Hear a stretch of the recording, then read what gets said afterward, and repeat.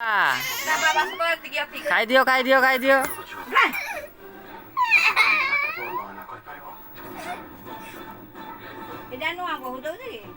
ସତ୍ୟକୁ ମୋଠୁ ଦୂର କରିବା ପାଇଁ ମୋ ମନ ଏବେ ବି ପ୍ରସ୍ତୁତ ନୁହେଁ ଚାହୁଁଛି।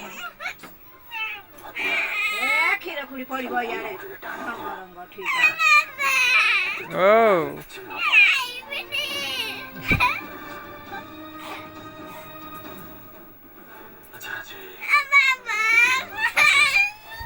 ହଉ ହଉ इतना आस्ते ଆଉ ଦି କଳ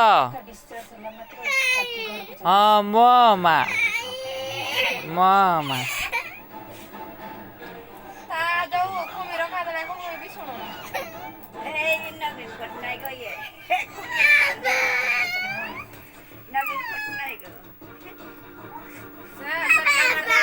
ଓ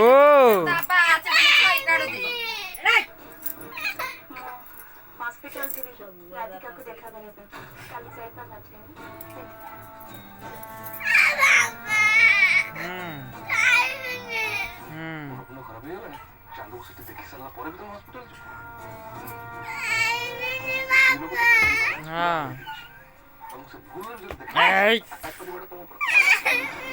मामा ରାଧିକା हॉस्पिटल